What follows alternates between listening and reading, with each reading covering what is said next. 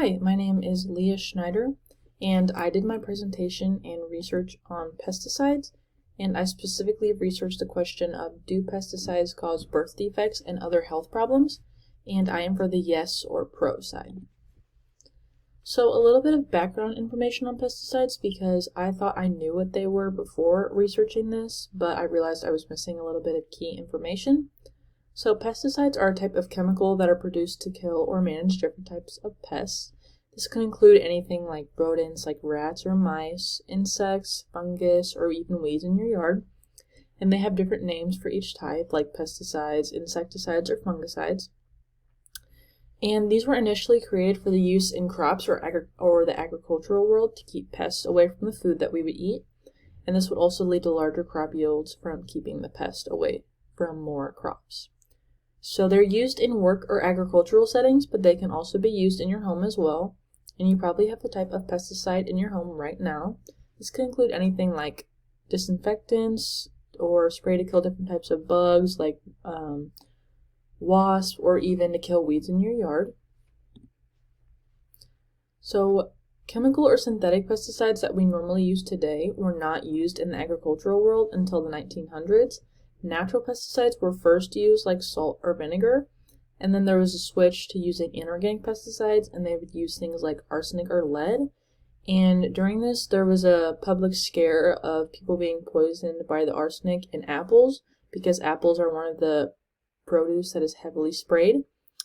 And at the same time, pests started building up natural immunity to these, so neither of these chemicals were as effective.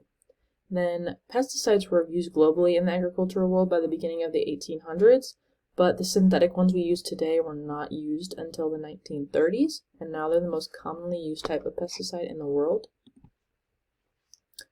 So while pesticides are really helpful in some ways by keeping the food we consume clean and healthier, they can also cause harm to more than just the pests.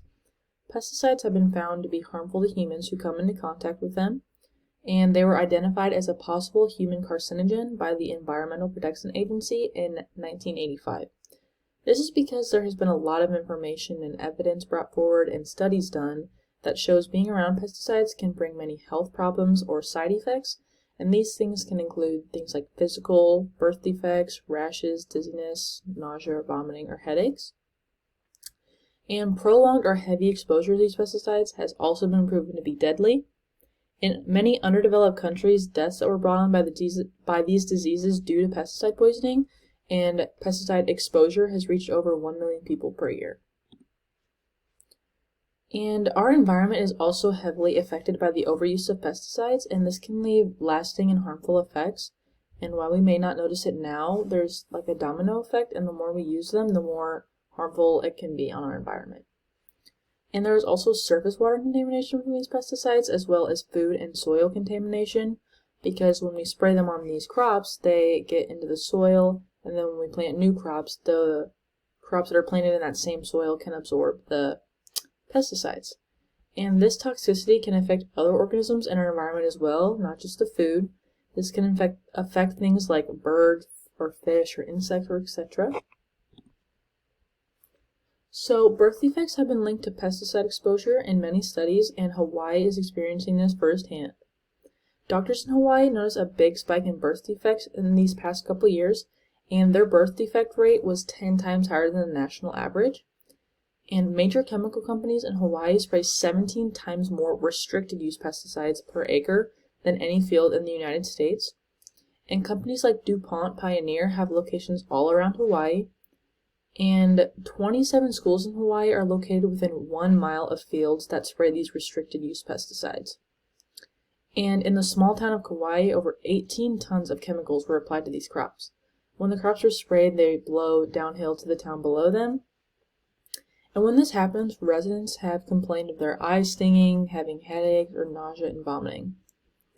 And according to a report done by the American Academy of Pediatrics, researchers have found a positive correlation between pesticides and birth defects, especially when considering physical birth defects.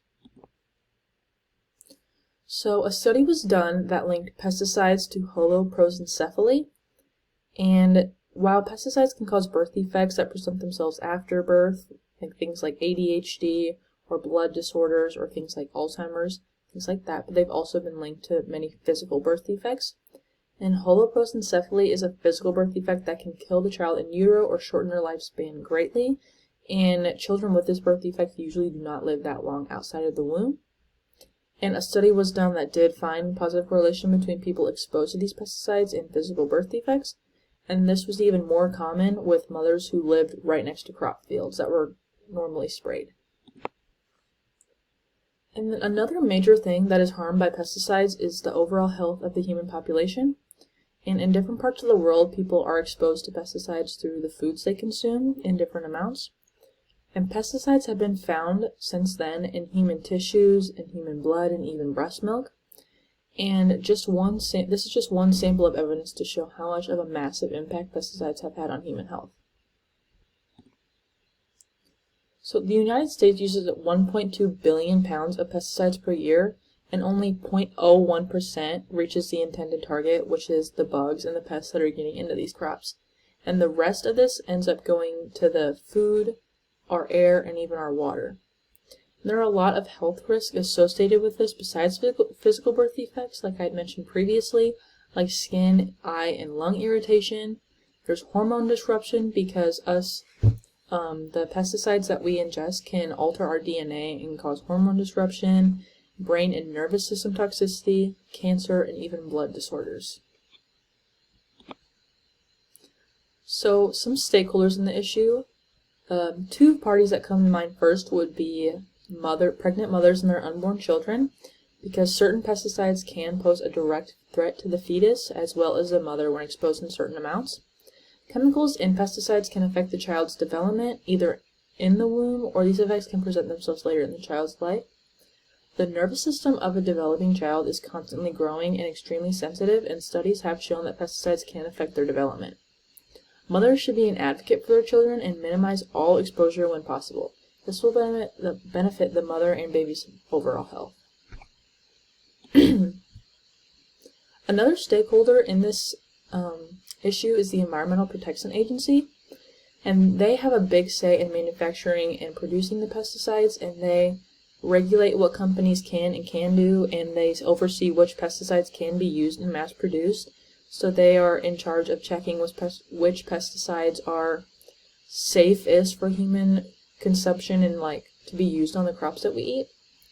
And they also oversee agreements with states and territories regarding pesticide laws, as well as speaking to the general public and giving info about pesticides.